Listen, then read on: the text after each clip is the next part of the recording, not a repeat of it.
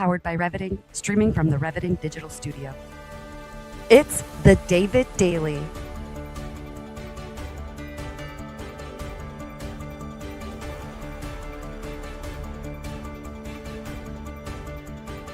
Exploring frontier technology, artificial intelligence, quantum innovation, and the intersection of faith, funding, and the future.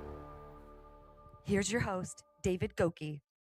Did you know that you can go live with the power of pressing just one button? It really is that simple, especially when you have a production team like Reviting, a production partner that can help you go live, not just on LinkedIn, but on YouTube, Facebook, Instagram, Twitter/X, and of course, other platforms like Twitch, Kick, and TikTok. So I just want to encourage you to go live yourself as well if you've ever wanted to get in front of the camera, especially on live stream as you get to engage with the live audience. I want to give a quick testimonial for the Reviting team and Jesse. I was really nervous about doing lives. And so thanks to Jesse and her team, I've now been doing them for, I think, 7 or 8 months now. The other thing is they very much have helped me increase my reach and online presence. So thank you, Reviting and Jesse. Jesse, I love what you and the team do. You make it so easy for me to get in, have a meaningful conversation with some amazing guests, and then watch the post-production. But I've been picking up 50 followers a day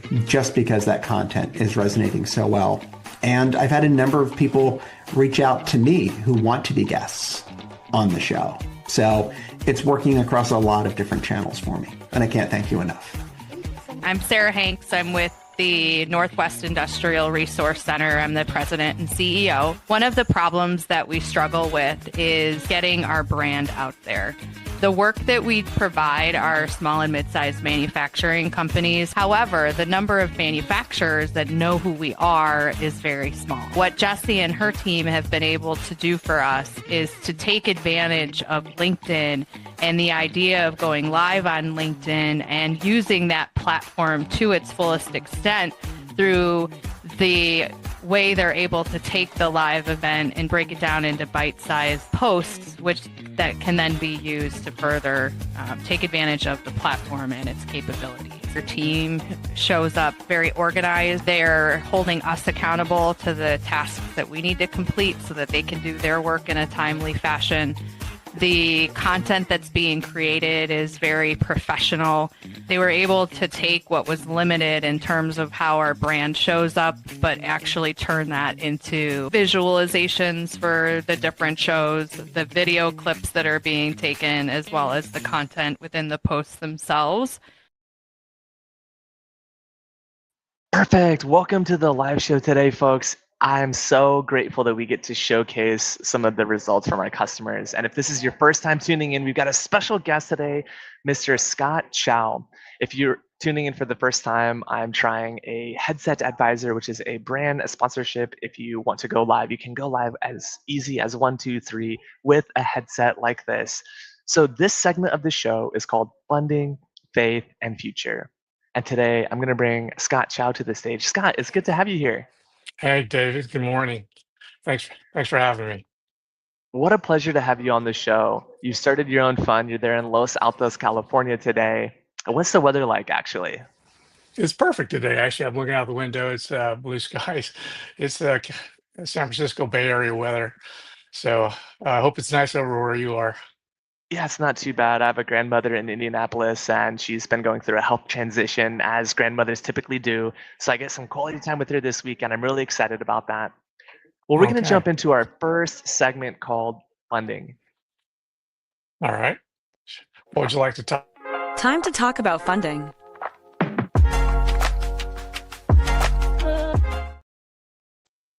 Okay, I'm excited because you're the co-founder of ESO Fund, Employee Stock Options, and as a Microsoft, ex-Microsoft, a big corporate tech, and a startup C-suite officer, we talk about employee stock options all the time. So how do VCs evaluate deal flow across some of those types of funds when evaluating how you're going to maximize returns for your fund, as well as this deep tech and biotech markets, which you have a specialty in? All right, sure. So first of all, my firm mainly does enterprise software. Okay, but we do biotech, and we definitely do deep tech as well. And in general, I've been doing it for 30 years, by the way. I got into the venture capital business through the Kauffman Fellows program in the 1990s. So the framework that I learned and I've shared with the people I've hired over the years is basically the three M's, or quickly say M&Ms, and that is management, market, and the moat, or sometimes I say monopoly, but the moat goes a little quicker. And the management means, the number one thing is you're looking at the people you're gonna back, and whether they have the domain expertise, the contacts, the sales, the connections in the business, and the passion to do whatever it is they want to do. And that's the biggest thing. That's going to be the single highest correlating factor. Number two is the market. Whether this is more of a business school evaluation where you're looking for a market that's right, ready to go. Whether you have to do a missionary sale, like you have to convince them that they want something, and you'll be the pioneer in that space. That could be a big deal too. Like, when Facebook was doing social media and people didn't know what social media was, it could be a pretty big deal if you're successful, creating a whole category for yourself. But typically you're going after something that already exists and you're saying you're making it cheaper, better, faster. So we're looking at that. And then, of course, the moat, that's defensibility. What is it? Is it technology? Is it certain relationships? Is it early mover, like a network advantage that you create by getting going? But evaluating that framework, that's where it all starts. And then there's a whole bunch of bean counter stuff in terms of calculating the potential exit value, the rate of return, the hurdle, and coming up with a price that we could afford to pay for this stock. Is that sort of, am I going after the right Yeah, the right no, that's areas for you? good. I was just thinking, I was so caught up on your first statement of 30 years. Wow, I was just a young kid. And here you are having 30 years, 3 decades of experience. They say you can maybe have 5 to 7 careers in your life. So you Hmm. really doubled down on this, and we would consider you an expert. So why don't we just start from the beginning? What are some of the initial things that a VC, GP, or LP would be looking for in their fund? Well, like if you go back to the framework, management would be the first. And a lot of times, I hate to say it, but a lot of the business plans we get are actually from unemployed middle-aged executives. Okay, Mm, they're just really kind of looking for another job, and they're struggling to get reemployed. And they got a lot of those business plans. They're not without merit, but they don't have a great track record versus a complete disruption by somebody who's a lot younger, who doesn't want to spend their whole life breaking into something. They just want to take it over because they have some angle. They feel that the old guard is doing it the wrong way. They have a better way. And they're going to jump right to the front of the line, and they can work around the clock and do all those other things as well. yeah. And so that's been a little bit better for us. I mean, there's examples of everything, being successful, but I'd say that that passion, in order to, also, if you want to, would you rather be rich, would you rather be king? That's a old phrase, and being king is not a good reason to start a company. Just being the boss. I was the boss before I got laid off, and I want to be the boss of something again. The only way to do that is to start my own place. That's not a great reason. Making a lot of money, as crass as that may sound, it is a good reason. Especially if you also want to change the world, probably even a better reason. So you can change the world and make a lot of money at the same time. That'd probably be the best Yeah. combo. Yeah, absolutely love that. You're saying the things that when we clip those video segments and go back, it's like, yeah, I remember back in, the what we call this the roaring 20s with this, the beginning with the worldwide global, what it is, like just these little things. And like in the fifth year of that decade, these things happen. And then Scott said, right back then, like, Oh be a yeah. massive disruptor and don't be a bummy middle-aged manager wanting to start your own thing just to say you're the boss. No, I totally appreciate that. So what is it about this young generation that's hungry and they want to be king or queen of the hill, or they want to be really wealthy? Well, um, they have a blank sheet of paper when they try to solve their problem, and that comes out to be an advantage because sometimes if you've been in something too long, is you're sort of confined to following the rules of the existing industry. And if you want to disrupt something, you don't necessarily know all that, and you don't have all the ways to penetrate that. So you're kind of frustrated. So you want to bypass them. It's kind of like, you go back to the whole internet, and its original value proposition is that you have this global reach instantly, even though you don't have the budget. Don't have a multi-million marketing budget, but you could do something viral on the internet for low money, and do all these things to get a lot of people's attention for very little cash. So all the really great ideas kind of come from that frustration, or solving that problem. And I think that continues to be the case. Rather than starting another airline that has a twist or two, you sort of like come up with a whole new way of transportation, or something, an entire Yeah. new business model, and just going to go right around it and just blow it out of the water completely. Yeah. That's where the real excitement happens. I love it. I It's love kind this idea of a blank slate. It reminds me of just when I was a kid. Maybe you're watching this and you were a kid too. Just one of those things where it's like, oh yeah, I remember when I had nothing to think about and I had all of the ideas and I had no adult responsibilities, just had imagination and creativity. And that is a little bit of a lost art, right? Like we get, I think, so Mhm. caught up in routine ways, especially as we get older. Hey, this is the way we always did it, or back in the good old days, this is how we did it. But if I'm thinking, all right, I want to be disruptive, I want leverage, I want scale. Yeah, maybe to your point, I just saying I want to be really massively wealthy and have a lot of money. Or, the kids these days, they want to be influencers and go viral and have that convert. So that's one reason I particularly love live streaming on LinkedIn. I think we're early. The distribution leverage we get is just incredible. And on top of that, I only have to have a conversation with you, have a thought leadership conversation. I mean, there's so many things we can talk about. And I'm Yeah, excited that, you're actually a perfect example of sort of hmm, rather than getting a job at NBC, and working your way up all, I don't know right. how long that chain is, and becoming their news anchor or whatever. You just get started. You build your own audience and just grow it and grow it and grow it, and you don't need anybody's permission. That whole aspiration is kind of the reason why there's so many people that are quickly successful, and they bypass the old guard completely. Yeah. Oh, yeah, you're totally right. I remember the first time we all went virtual. Now, this is at a tech company. You now have like senior VPs, executive VPs, direct messaging the individual contributors saying, hey, what help do you need? And how can I help you with that data? How can I help you with that strategy? And so you have this kind of like this crushing effect of the hierarchy, the old way. Mhm. And then in addition to that, you now have automation and technology that helps you remove the need of candidly unintelligent people. I don't want to use any other crass words, but yeah, just to say you can remove the fat at a faster scale. And then this requires people to actually upskill and get hungry again. And those people who are hungry will be those that succeed, right? Yeah, that's a mixed blessing. What you're describing, especially AI automation and stuff like that, is definitely happening. It's going to happen. There's no way to put that, cat back in the box. But I'm quite concerned about it too. Like, if you think about it, like my cell phone that I carry around with me, it's an amazing device. It does so many things, and it could actually sustain me while I'm on extended travel.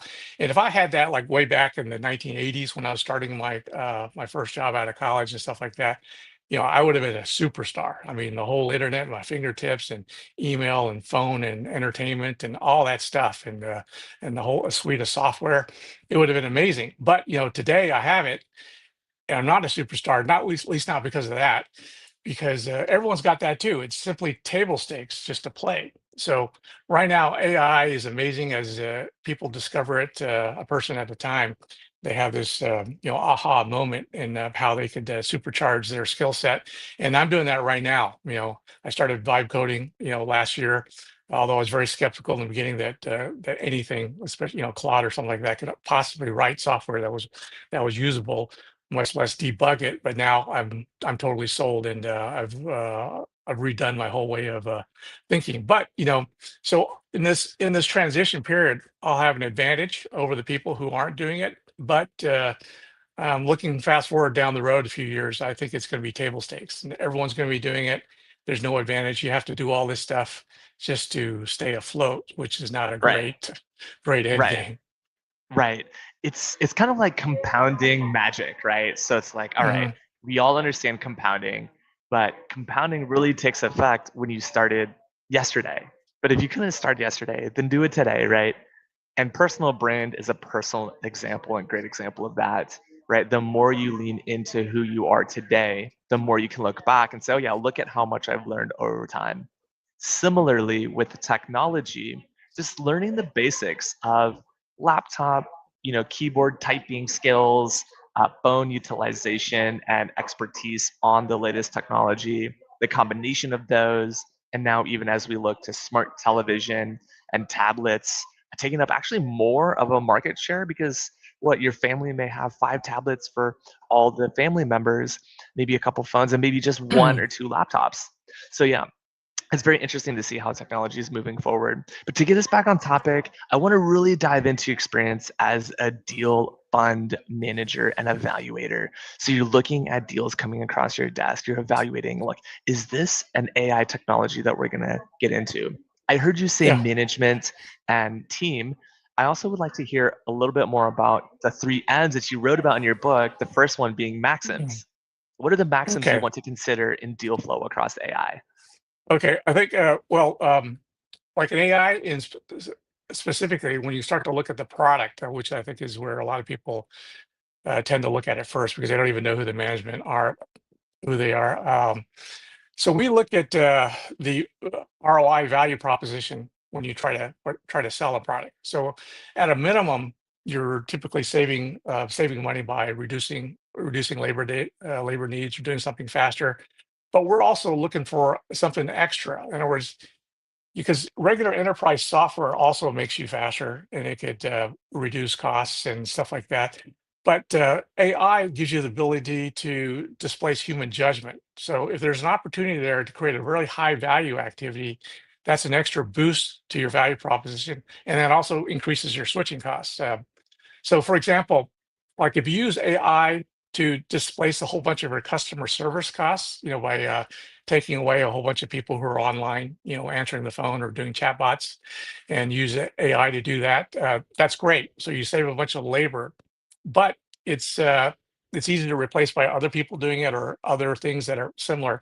But if you're doing something more advanced, let's say, for example, you have AI that trades for you, like buying and selling stock, and that judgment can make an extraordinary nonlinear amount of ROI for the amount of activity.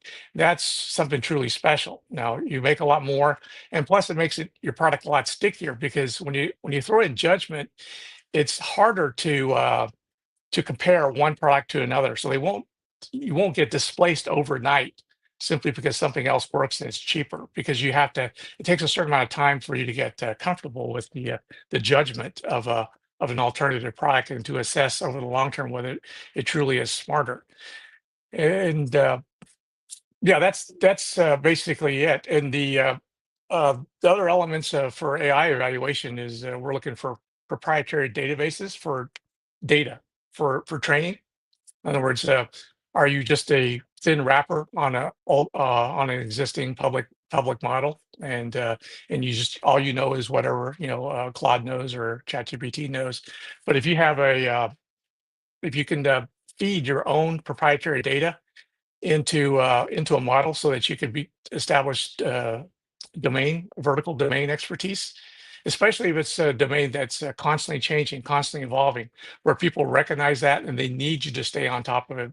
Like, for example, if you do cybersecurity and you're constantly learning about the latest threats and you have a lab that's analyzing the latest threats and putting solutions together for them, you could feed this into a system and then people will pay to basically subscribe to that software continuously because they always want the latest and greatest abilities to defend against security threats. So Yeah, versus something that just does something once, right. even though no matter how advanced it is, eventually somebody will code their own, or even if they want to Exactly. vibe, they could vibe code one for nothing, and you could be displaced just like that. So to the Yeah. extent that you have more of a moat that helps. The other element of a moat would be like the network effect. I think I mentioned that.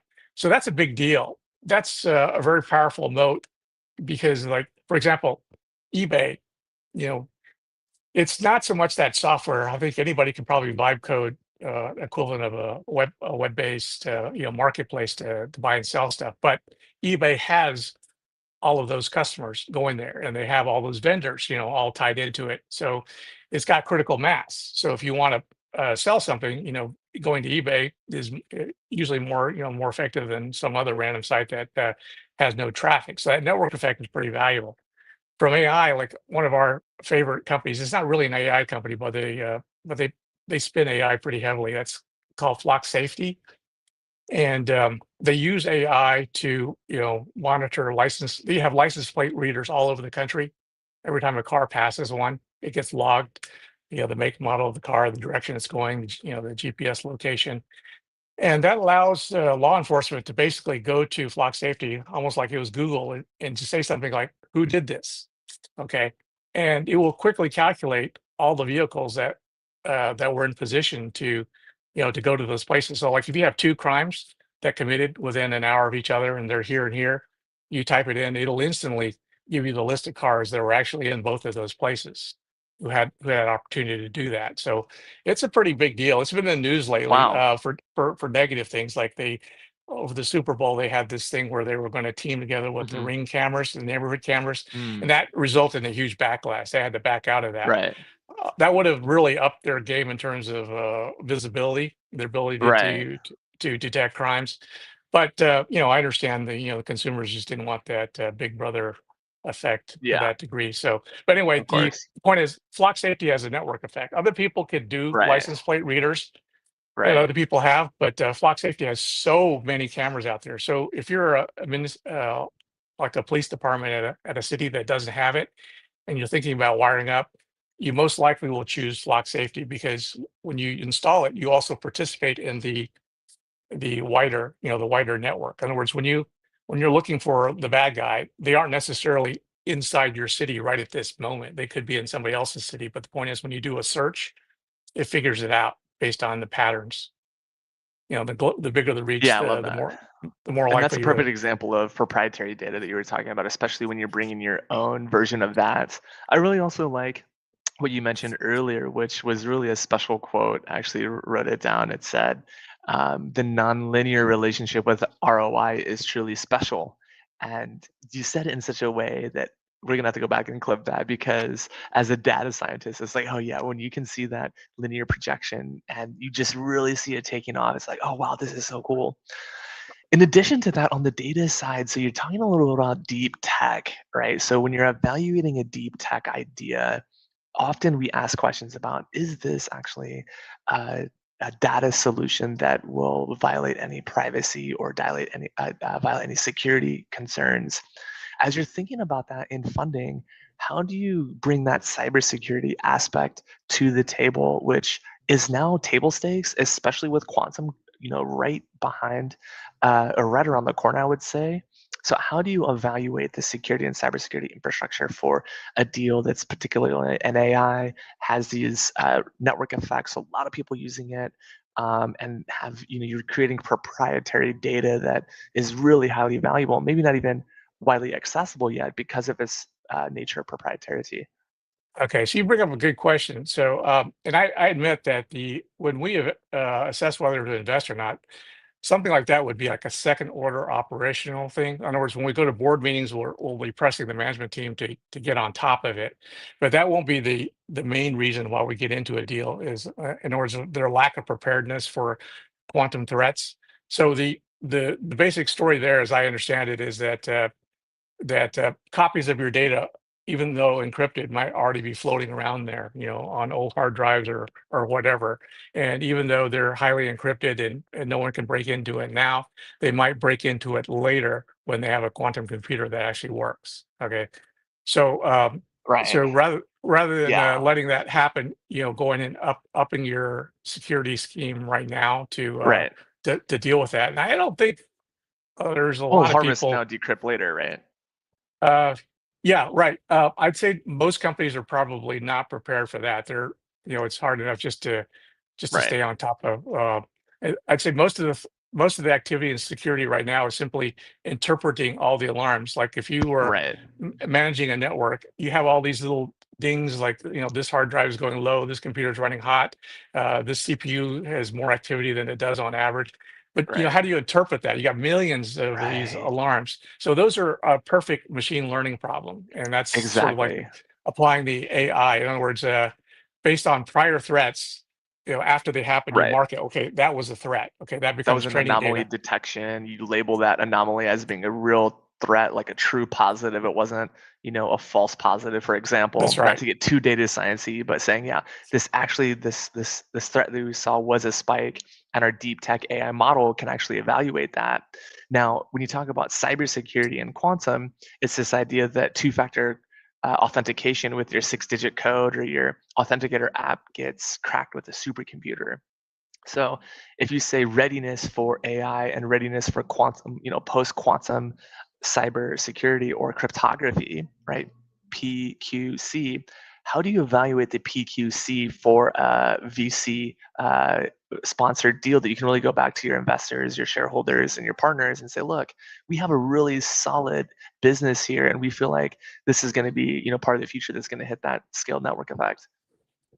Okay. So I lost the thread. I was still thinking about the two-factor.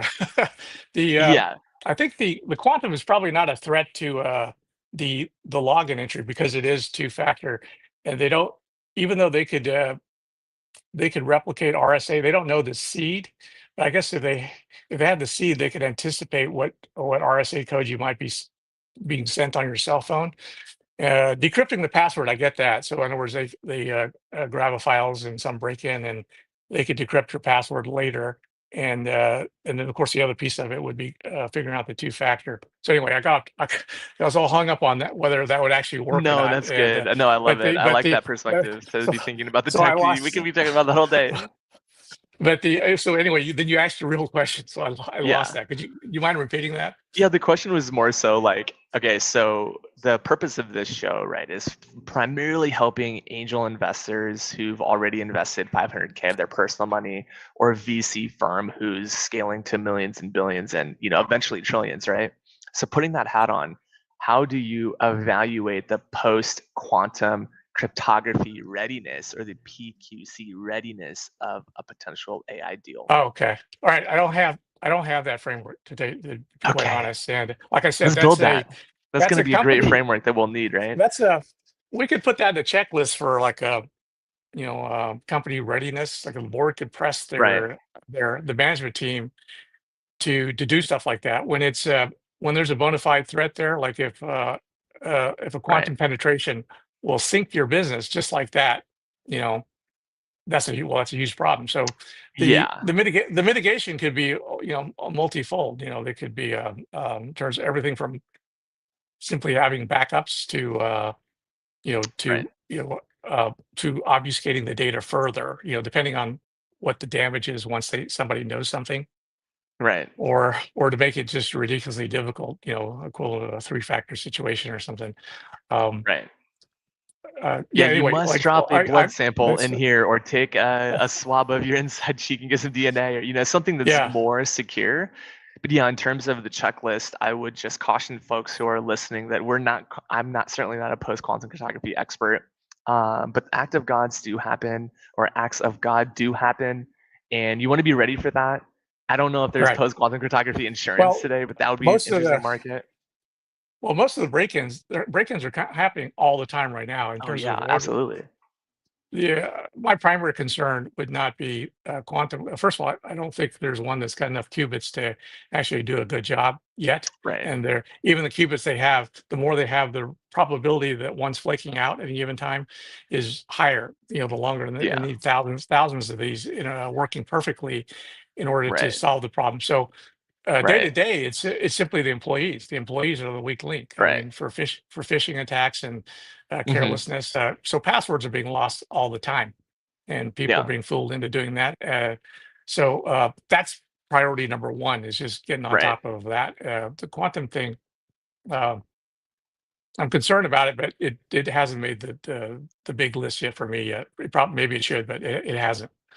And partly Yeah. because as I meet the entrepreneurs, they don't have machines that work. Now what I don't Right. know about is state actors, whether they have deep Mm. labs, including the United States, whether they have really good ones that are getting Right. closer to working. That could be the case. We just don't know about it.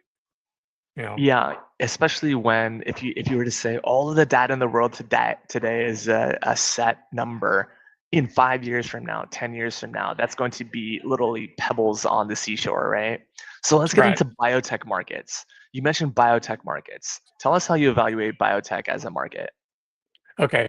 So I admit that we have a lot less of that, but we do have maybe 20, 25, deals over the last 14 years in this that particular area. So we have some, and a lot of them are barely biotech. Like for example, back in the day, we did 23andMe, and that's more like although there's clearly a biotech angle to that company, but it really is a computer software company, in terms of its data and the way it extracts value and the way it connects long lost relatives and things like that.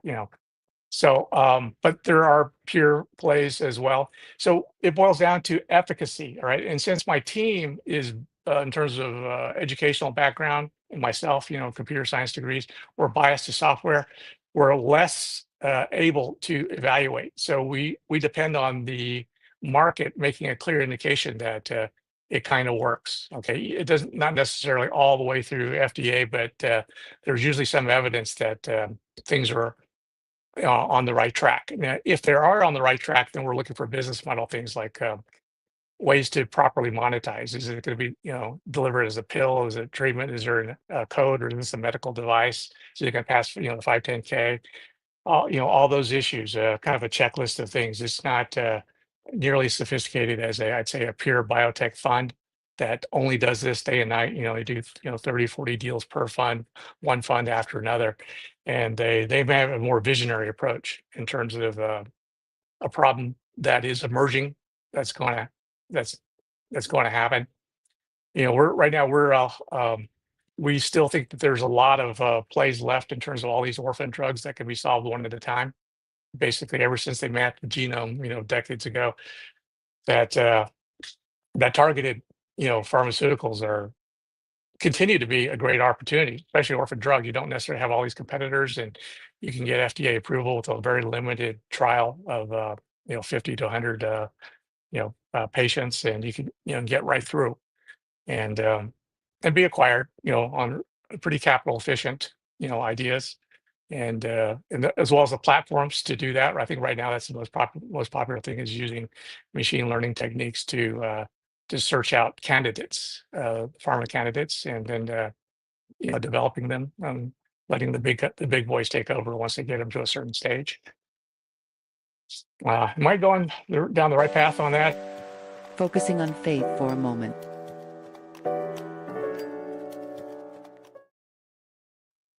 Welcome to the David Daily. We're here with Scott Chou. Yes, you're going down the right path, Scott. This is so fantastic. And biotech leads us to a lot of considerations, especially around responsibility. So when we talk about our topic number 2, if you're just tuning in for the first time, we've got Scott here with us. I'm excited to have Scott here and to be sitting with him talking about decision-making, convictions, and responsibility in tech investing. And so you have to think a lot about those morality and ethics-based questions, especially in biotech. So how do you do that, especially when you tap into your own deep convictions? Okay, so a lot of those are kind of addressed for us. Ethics. I think a good example of an ethical dilemma. I mean, in AI, I mean they have classic easy ethical dilemmas. Like if you do a self-driving car, do you run over the jogger or do you run over the lady in the wheelchair if they're like right in front of you and you got no choice, stuff like that. But for I guess in CRISPR on the biotech side, you have the whole the potential for creating the perfect, selecting the perfect kid, or creating you know, the a superior race of people or something like that. The world's already spoken out, so we kind of we're company people here, so we go with that. In terms of if there's a micro issue that they face, I'm trying to think of Mhm. ever had a board meeting where there was something like that, right on the table. I mean, we had a tiny one. I remember there's a this device that we're working on that sees the blood veins, so where you could where you put the needle in. In other words, if you had darker skin, I think there's poses some challenges to placement. There are some minor issues. Can't think of a big one that hung us up for a while. What forced us to maybe pivot the product or anything like that. Yeah, I So love anyway, I'm sorry. those questions about ethics. Yeah, especially when you're talking about, okay, this product meets a certain racial or ethnic or bio specific aspect. And it's like, okay, so we can launch this to the market, but there's this other population, maybe it's underrepresented, or maybe they would actually potentially suffer from this. So yeah, there's a lot of considerations. I think you actually brought up the common dilemma, which is this dilemma of the train wreck dilemma or the trolley problem, right? It's very common to be talking about that. It's like, do you, which of the two evils do you go after if there's only evil options? But yeah, it's interesting. There's even harder versions, which is the push dilemma, the loop dilemma, and the fat man version, which are philosophical terms, right? But without getting into all of that, I really appreciate what you said as, these discussions are coming up on boards of director meetings, right? These convictions and responsibility now more than ever need to be publicized, documented, and known so that people who utilize technology and also understand where their investments are going can feel safe and secure. And so tell me how you surround yourself with other executives, VC people, and partners in your business who have similar convictions as yourself, Scott. Well, believe it or not, I actually recommend having a diversified way of thinking. Uh, I want people who are grounded, okay, but I think there's some benefits to having a little bit of diversification. Not like necessarily Yeah. DEI type of diversification, but just sort of like a multiple Yeah, points of view diverse opinions and perspectives. Yeah, to absolutely. catch things. Like for example, like going back to the flock safety's issue with the ring camera integration. Right. I don't know how much money they spent. That was clearly a big thing, and the Super Bowl ads cost a fortune too. So they went a long Right. ways before having done any focus group analysis Right. to unravel it. So that's kind of Right. unfortunate. Um, but These mistakes there's have real costs, right? Especially when you don't include the voice of the customer or ethics considerations that's solely ethics and morals focused, not just tech and profit. So you bring up a good example of how the Ring incident with Flock had a real mhm. material bottom line negative. Yeah, I think also from the perspective an investor that still Right. hopes the company does well. I'm thinking that they could have massaged the wording. I admit that my first inclination isn't to back out of it completely because it's a bad idea. I'm thinking that the idea has merit, and it Right. maybe should have positioned in a different way so it didn't creep people out. So Right. anyway, not going to try to solve it now, but Yeah, no, that's good. I agree and appreciate that. There's this balance, and we talked about it at Microsoft for a long time when we're looking at all Microsoft data. It's like, okay, we know exactly what you're searching for. We know we can help you right now, but if we don't wait a little bit, give you like, it's like that art of the dance, right? If you go in too strong, you're gonna step on someone's foot. If you back away too far, your partner's gonna fall. So it's like that graceful art of, okay, we know that you kind of need some help, but you're also human, mhm. so we want to bring that human experience to it. And it's like, yeah, even in the LLMs and chatbot space, it's like, yeah, when the AI slows down a little bit, in Spanish we call that despacio, and that slowness and human-like behavior actually gives me time to think, and that makes me feel safe. So I also agree that having an AI and Faith is an organization I volunteer with and contribute to. We have over 200 experts globally in all of the Mhm. major faiths and religions. I really like what Brad Smith said, the head of legal over at Microsoft and now the president. He said that we invite all of the religions of the world to have these conversations. And to your point, it's not that your opinion is wrong. We actually want your opinion. If you have no opinion, that's almost worse than having a wrong opinion of whatever wrong would mean. Mhm. But yeah, having those conversations is the first step. But to your point about safety earlier, it's you need a physical safety at the actual data center or the hardware itself. You need safety embedded into the security of the software layer, including the cloud. But you also need that in-person human security, like access to the building, access to the individual's device, and things like that. I'm not sure if you. I'll give you an Well, example. you're You may remember. Sorry, I'll give the example after. But anyways, those 3 levels of security can help you in yeah, no, terms of security. you're bringing up an investment opportunity, which is out there. I mean, in the broader category we refer to as the verification. And that includes sort of compliance issues and stepping Right. on people's feed issues. But Right. the broad problem is so AI is going to produce all this output. In order for that output to be safe, a human should be in the loop somewhere to check it. But now it's producing so much output that you can't actually double check. Well, we're close. We're not there yet. I'd say that we're not too far. At least in certain applications where the output will be overwhelming. All right, so there's no Right. practical way to check it all. Therefore, you need other software to sort of help you check at Right. scale. You know, Right. Classic to look consulting. to I look have a through problem. there. I have more problems, and I need more software and more problems. Right.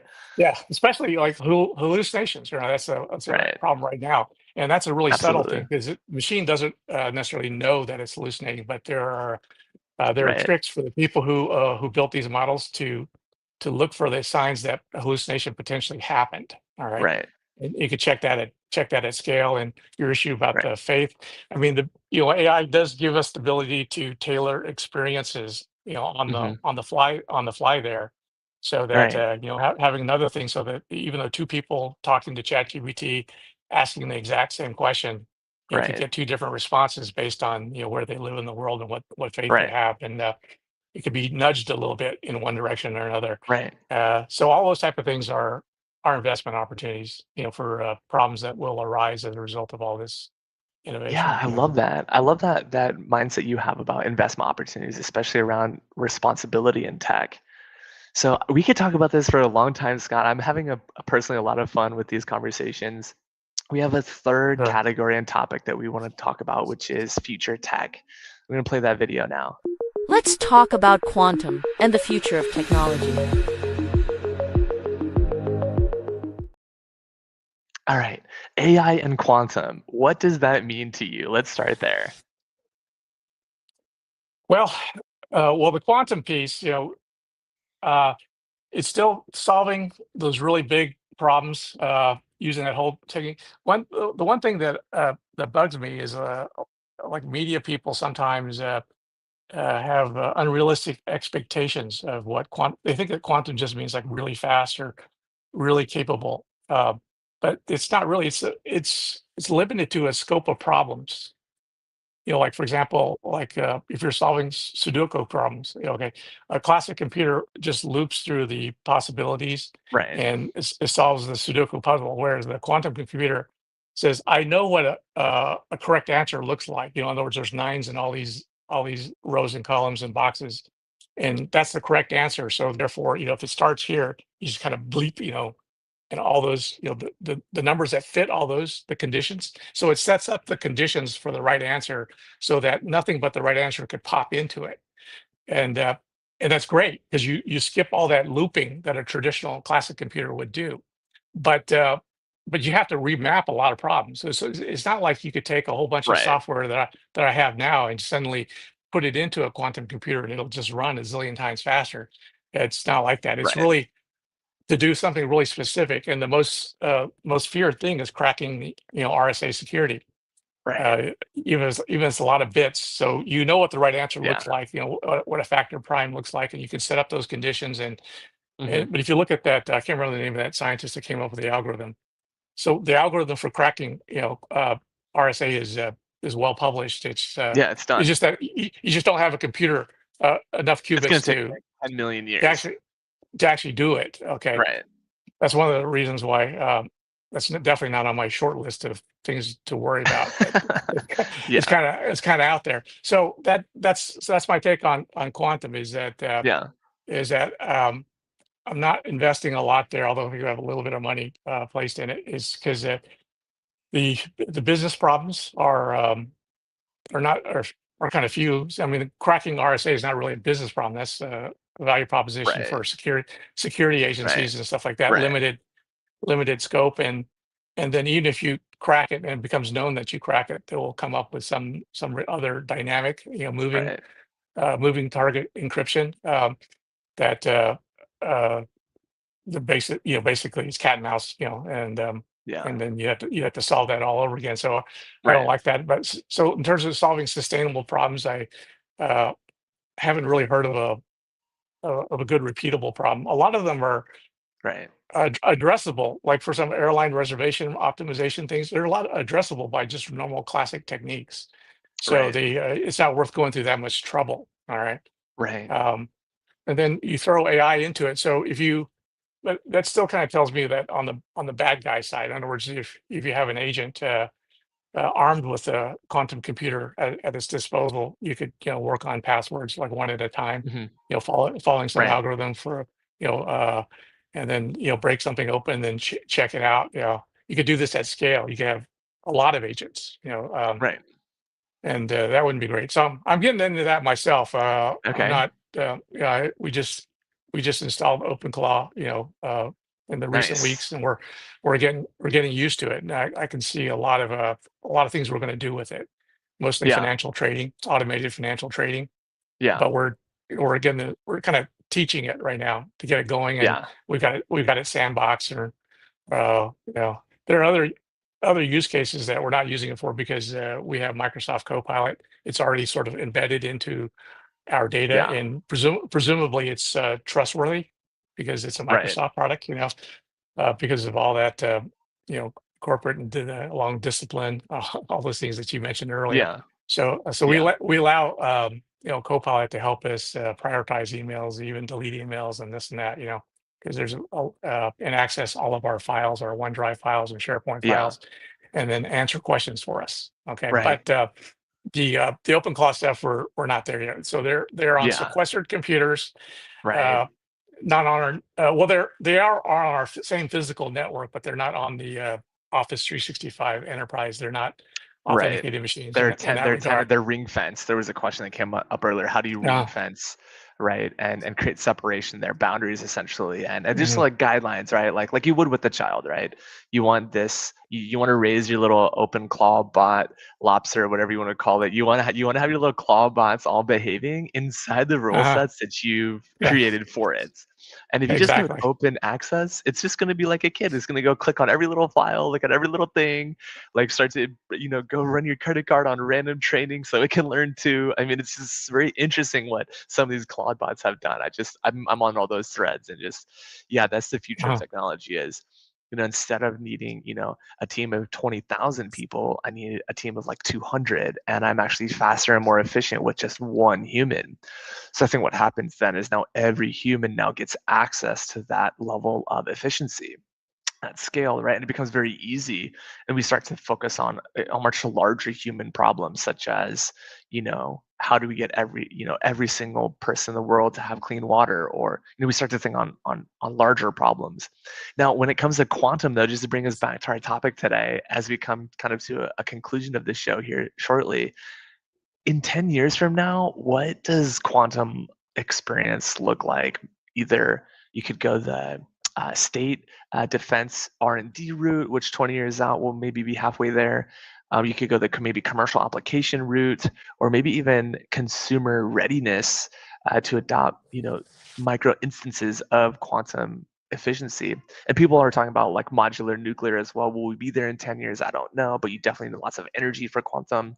So maybe Mhm. 10, 20 years out, putting your kind of your R&D investor VC hat on, where are the bets you think that are really going to take off? And this is all Okay. conjecture, so I just want to hear All your right. perspective on it. Okay. At the risk of being slain by a bunch of entrepreneurs, I'm a little bit skeptical because it's been out there for a couple of decades already, and I don't see a long list of low-hanging fruit in terms of problems that repeatable problems to solve. But there's going to be I'm confident there will be a good one. It'll be a contrived problem. It'll be maybe something that arises from the AI workflows that that are coming about now. and then we create an artificial problem that has to be calculated quickly, often, all right, and by a lot of different people based on Right. their own unique. So when that occurs, then we have a business. Okay, that's Right.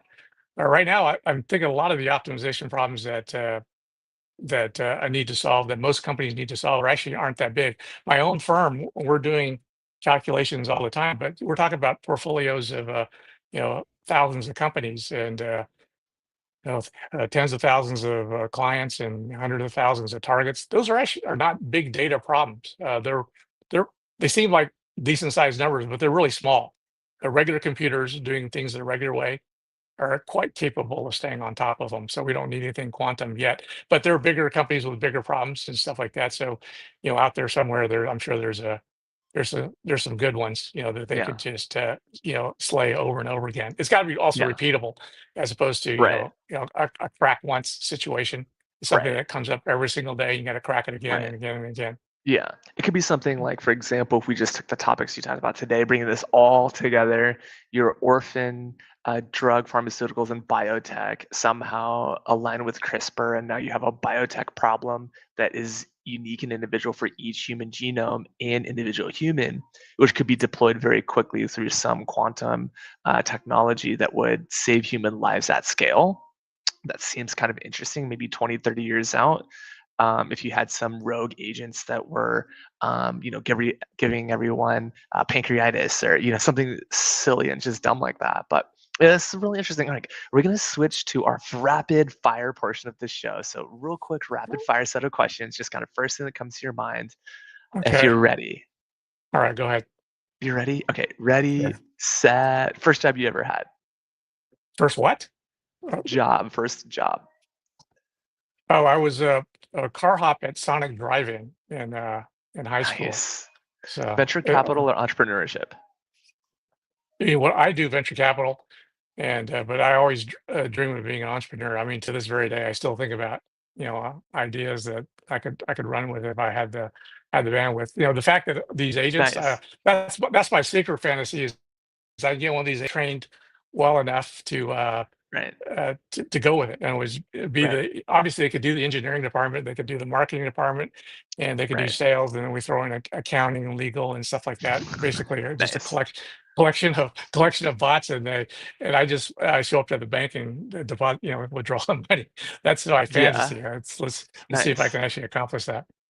I love it. I'll take a word from your own mouth. Don't be a middle manager business plan in my pitch deck from someone who wants to be their own boss. I thought that was just so funny. All right. Biggest lesson from Caltech? Wow, that's good. Going way back. You know, uh, well, Rapid fire. First like thing pass that comes to fail, your mind. pass. I think in pass fail, pass is pretty good. In other words, Okay. Yeah. Pass is sometimes pretty you good. just C's just get, just C's get just degrees.